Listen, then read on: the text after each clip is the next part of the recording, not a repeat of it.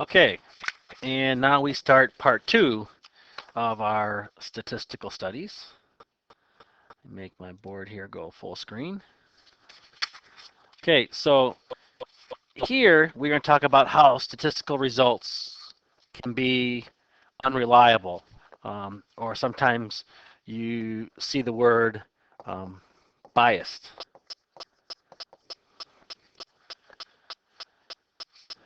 So if we look below, it says, what could be wrong with the question, do you like the school's cafeteria food? How do you answer a question if you bring your own lunch? How do you answer the question if you've only bought pizza from the cafeteria or you've never ate chicken nuggets from there? Okay, so a better approach would be to survey the students in the following manner. You could say, for each of the following items offered by our cafeteria, check the appropriate box. So now you have the items in here that's served in the cafeteria. And you can either say you like them, you do not like them, or you've never tried them. So the question now gets a little bit more detailed because you're offering more information to see who's either eating the food, who's not eating the food, or if you've never even tried it. So it kind of puts the detail in here a little bit more, as opposed to saying, do you like the school's cafeteria food? Someone who've never eaten it could just say no, and that information isn't as isn't as reliable as someone who, where you kind of set this up like this. So it says, how could you change the way the following question is asked to produce better data? What is your favorite way to exercise? So this is only an example, but you could say, for each of the following exercises,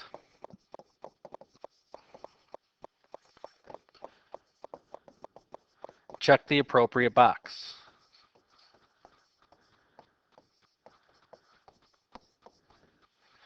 And I could have something up here, like in this table, what if you don't exercise? So there are lots of different things up here. So, you could write, you exercise, a few times a week, you do not exercise, you've never exercised, and maybe putting over here in this item area, maybe different types of exercise. So again, getting it, when you ask someone what's your favorite type of exercise, again, what if they've never exercised?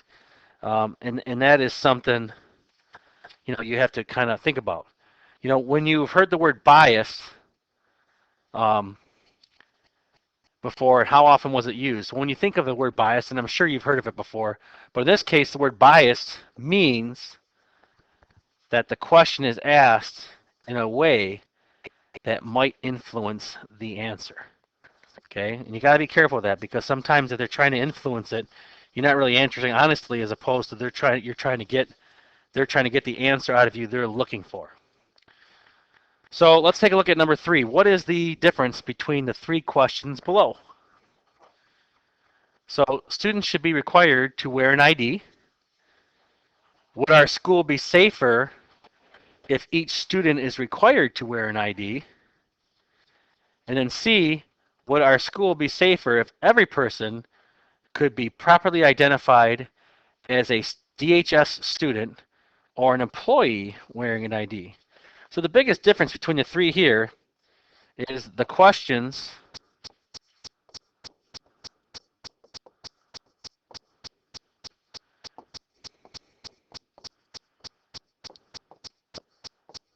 get more specific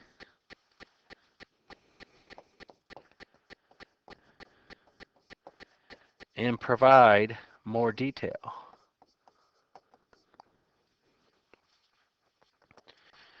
And then we can also assume, obviously, too, that more detail, especially when you ask a question, more detail means less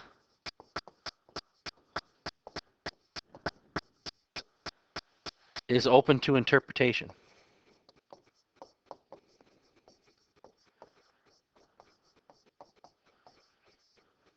Okay?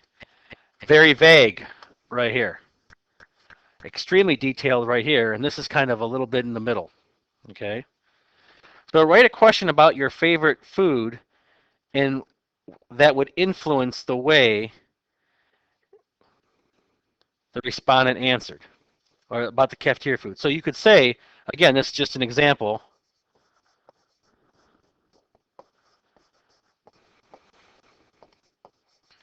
What is your favorite food item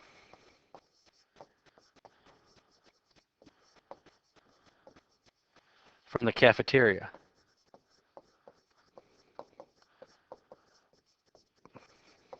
Okay.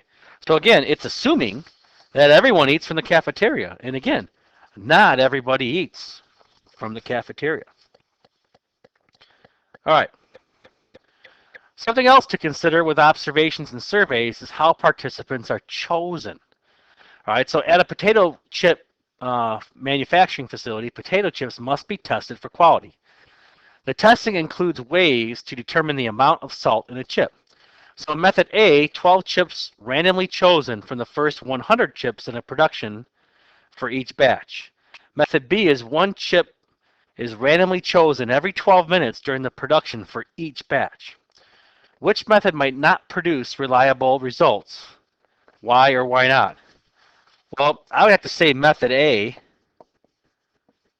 is not reliable because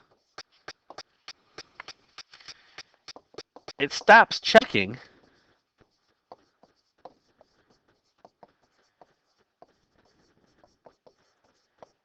after the first 100 chips.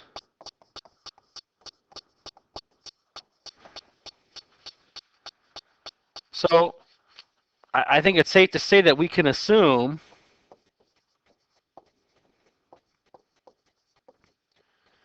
that the first chips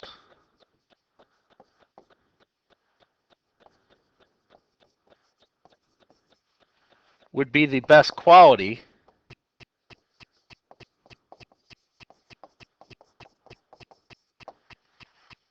in that quality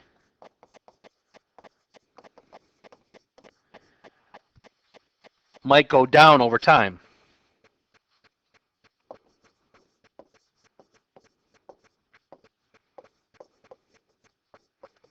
So if you're talking about quality control, you might want to continue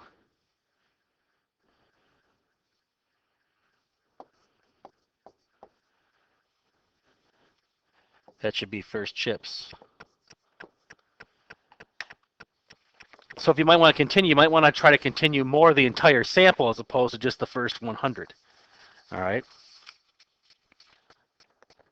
So again, what if the school's media specialist wanted to survey students on their preferences before she orders new books from the library? All right, and then this should be she. She surveys 5 students who come in after school to use the media center's computers each day for a month. So which students would be left out of the sampling method? Well, first of all, any student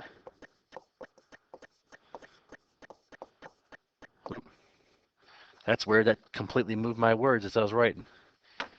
Each student who can't or doesn't stay after school,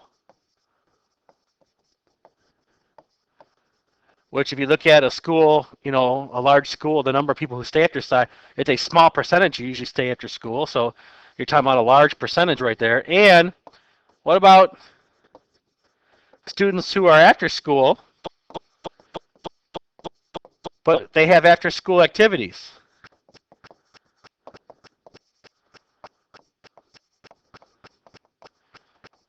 And they're not in the media center. So they don't use the media center. For example, if you stay after school for a sport or a club or band or choir, you may not be in the media center. That excludes all those people too. So evaluate research carefully. Just because a survey reveals certain characteristics about a sample of the population, it doesn't mean that the result can be applied to an entire population. Okay. So to determine whether or not residents in a certain community would support an increase in taxes to update school technology, a statistician surveyed 100 adults at a high school football game. She found that 72 of those surveyed would be in favor of a small increase to pay for additional technology. So in this case, the sample is 100 adults at a high school football game.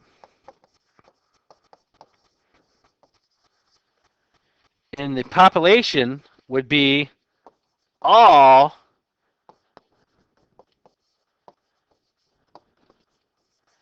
the tax-paying residents in the community. So you see the difference here between the sample and the population. So it says, in your own words, what is the difference between a sample and a population? Well, a sample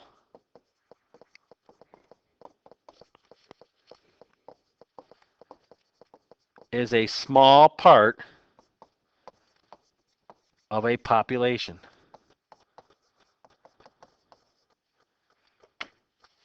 And, okay, that was weird. And a population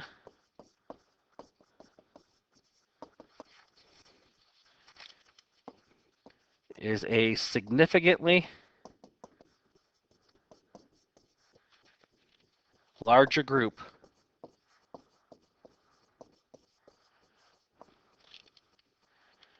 and it includes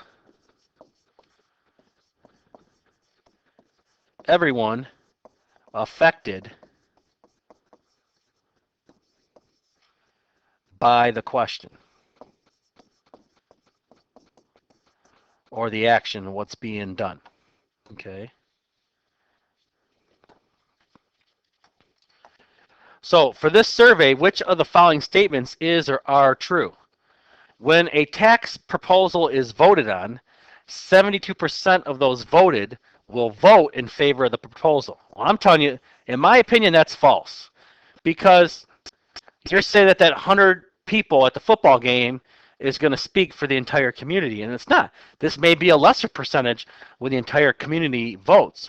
You only sampled a small part of the population. All right. So my opinion, the one that's true is B, because the sampling method is flawed and may produce biased results. Because again, you only sampled those 100 people at the football game, and those 100 people at the football game might not be concerned about additional technology. They're there to see the football game, and not necessarily might not be concerned about the technology, or they may be, but you didn't really survey the entire population. You took a small chunk. And again, that's going to, I think, flaw your results. All right, let's move on. So randomization is important for experiments to have reliable results. So a researcher wanted to find out if a certain type of grain seed grows better than another. She planted seed A in the plots 1, 2, 5, 6, 9, 10, 13, 14. So that's right here.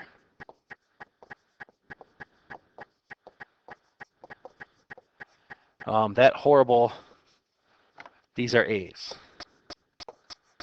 Okay. And then B was planted in the remaining plots.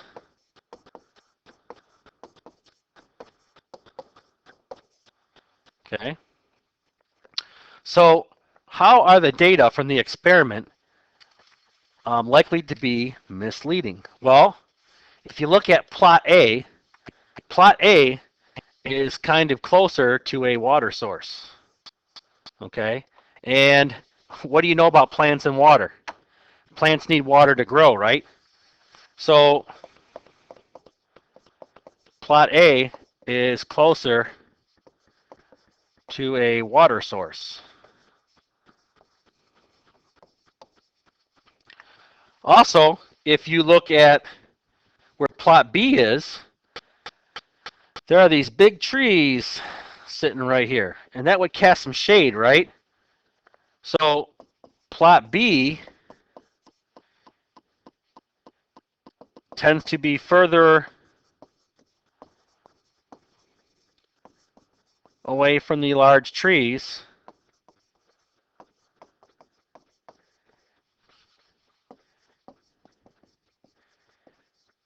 getting possibly too much sunlight.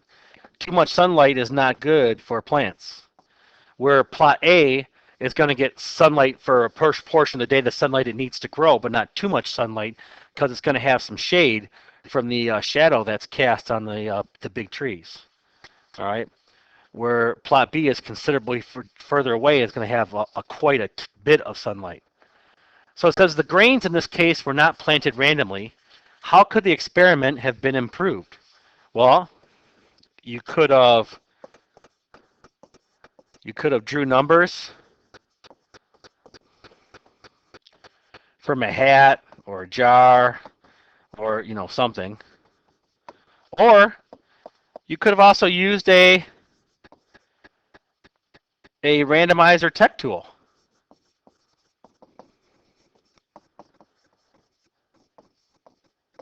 They have randomizer tech tools on the phone and an app.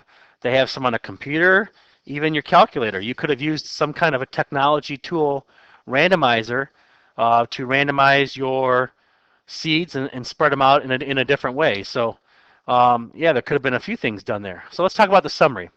And this is kind of similar to what we talked about in the first part. So statistical results can be unreliable when the questions are worded poorly, the data is gathered in a non-random way, randomization is not used to properly assign participants to treatment groups, and assumptions are made about populations that are not supported by data. So you kind of saw those things in those examples above. Again, what is a population? It's an entire set of subjects in which there is an interest. And a sample is only part of the population from which that data is gathered. So it's a smaller section. All right.